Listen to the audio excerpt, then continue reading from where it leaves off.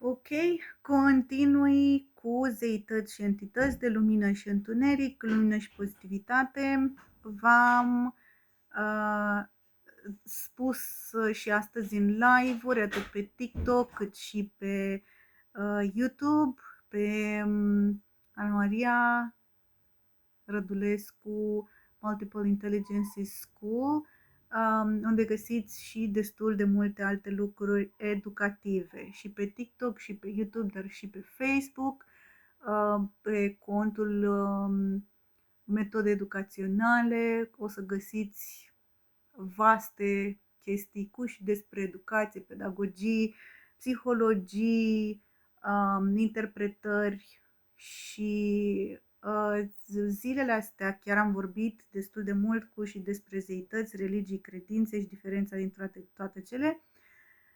Sper să vă placă, este un live lung de peste o oră și jumătate.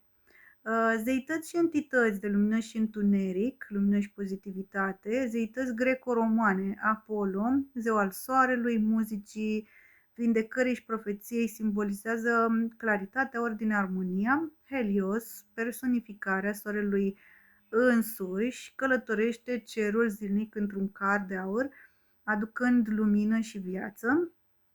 Atena, zeița înțelepciunii, strategiei și protecției, asociată cu cunoașterea și decizia justă. Afrodita, Aphrodites, zeița iubirii, frumuseței și armoniei, reprezintă conexiunea și compasiunea. Zeități hinduse ca Sarasvati, zeița cunoașterii, artelor și învățăturii, simbolizează iluminarea spirituală. Lakshmi, zeița abundenței, prosperității și binecuvântării, aduce noroc și bogăție spirituală. Brahman, care este esența supremă, creator universal, lumina conștiinței absolute. Zeități nordice, Baldur, care este zeul frumuseții, inocenței și luminii, cel mai frumos și bun dintre zei, reprezentând puritatea. Entități creștine de lumină, Arhanghelul Mihail, luptă împotriva răului, conduce și protejează, simbol al victoriei asupra întunericului. Cum mi-a plăcut mie chiar și în live să dezgheț un pic treaba asta, am spus că Michael se poate regăsi într-un zeu contemporan, Michael Jackson, pentru că a avut fix aceleași traiectorii și toată numerologia și astrologia sa indică faptul că a avut puritatea necesară și a avut scrierile necesare date chiar de către planete sau de către numerologia însăși, de data cu care a venit aici. PC. PC-a mea este direct printre gențile și obiectele mele. Dacă o să auziți vreun zgomot, realizați de ce. Să vorbim totuși despre Hades, zeul subteranului și al morții, chestii alcătuite și alte zeități o să găsiți în live-ul de care vorbeam.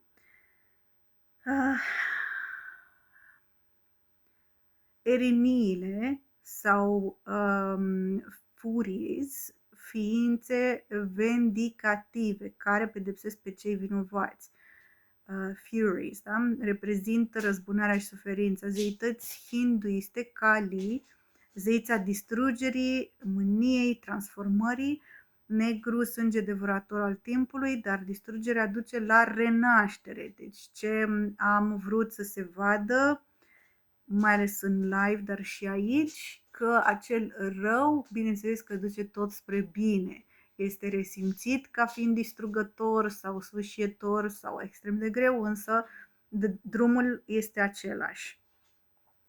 Leuchi, zeu al înșelăciunii, focului și haosului, trădător care declanșează Ragnarok, nu știu cum se citește, Apocalipsa nordică. Fenrir, lup gigantic, rău, simbol al haosului și distrugerii finale.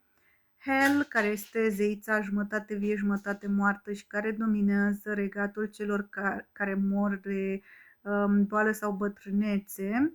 este amintită și în acel live. Entități creștine de întuneric, Satan sau The Devil,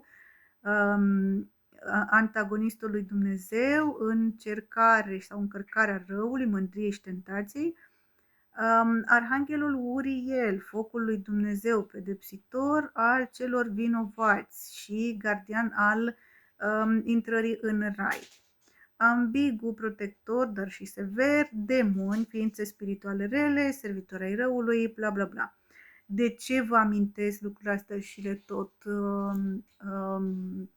descriu și înscriu și vorbesc despre ele? Pentru că este important să înțelegem în ce alte forme și cum există chestia asta în lume, cum realizează oamenii actul de credință, de religie, de sens înainte de spiritualitate. Prometheus, exactly, Prometeu greco-roman, furtul focului pentru omenire, progres, dar și suferință prin pedeapsă, rebel benefic și cam tot ceea ce se întâmplă și ce se vede încă regăsit în Biblie face foarte mare referire fix la Prometeu. Hecate, care este tot greco-romană, zeița magiei, încrucișărilor, există și în celălalt live, stăpâna ambelor lumi, viu și mort, lumină și întuneric, Shiva, din hinduism, care este distrugător și creator simultan, meditație și extaz, dar și furie și violență cosmică, pentru că ele pot fi văzute, pot fi interpelate, interceptate fix așa. Da? O nebula, a collide of two galaxies, deci pot cumva pentru unele entități chiar așa să pară să fie resimțite. Ok, ca atribut lumină și întuneric am făcut un tabel, să spunem așa, le-am configurat cumva, deci atribut, lumină și întuneric. Atributul de cunoaștere, lumină, Atena sau Sarasvati, întuneric, ignoranță și înșelăciune, Loki. Atributul de putere constructiv, ca lumină, Apollo, Lakshmi, Baldur și ca întuneric, Ares, Fenrir și Satan. Ca atribut protecție, lumină, Mihail și Atena, ca întuneric, răzbunare, Renile, pedeapsă, Uriel. Atribut, iubire, armonie, ca lumină, Afrodita și Gabriel, ca întuneric, ură, conflict, Ares. Transformare, ca atribut, lumină, renaștere, Apollo, întuneric, distrugere, Kali și Loki. Bineînțeles că dincolo în cealaltă, în live-ul respectiv amintit, o să găsiți mai multe zeițe, deci vorbim și de un pic de tot despre Lilith și Hecate. Sunt mai multe chestii foarte frumoase, fascinante chiar. Sunt destul de multe entități pe care vreau să le reamintesc, și de bine și de rău, și de pozitivitate și de negativitate, și să subliniez faptul că și dacă pare că sunt îngeri căzuți sau că sunt tot soi de zeități care sunt asemuite cu destruction, cu distrugere. Distrugerea de obicei este la poalele schimbării. Deci după ce ceva se distruge, cu siguranță ceva foarte și mai mare sau foarte important va fi înlocuit. De cele mai multe ori când se întâmplă o astfel de schimbare, înlocuire, degradare și nu este necesar să se sedimenteze, este clar că este loc de schimbare. De obicei, chiar dacă pare negativ, nu spun că nu există și forma cealaltă real și pur îngrozitor și nasol, dar de cele mai multe ori aceste zeități ajută să ducă tot către armonizare, tot către luminița de la capătul tunelului. Sper că vă este de folos, sper că v-a plăcut și live-ul și discuția respectivă. O găsesc mult mai încadrată și mai frumoasă când sunt în convorbire cu alte persoane. Vă mulțumesc pentru comentarii, mesaje, subscriptions, follows, sharing, likes, inimioare, gifts, steluțe și tot ceea ce îmi poate reveni prin aprecierile voastre. Absolut totul are cu siguranță această nuanță de reper și eu când intru pe live-uri de obicei dau toate gifts sau toate resursele pe care le am, includ niște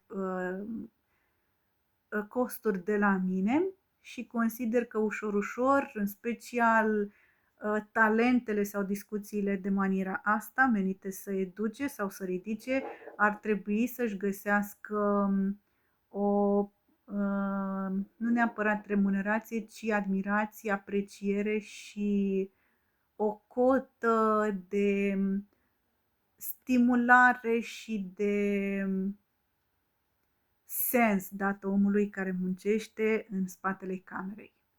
Sănătate, toate cele bune, all my best wishes, sper să aveți o săptămână super!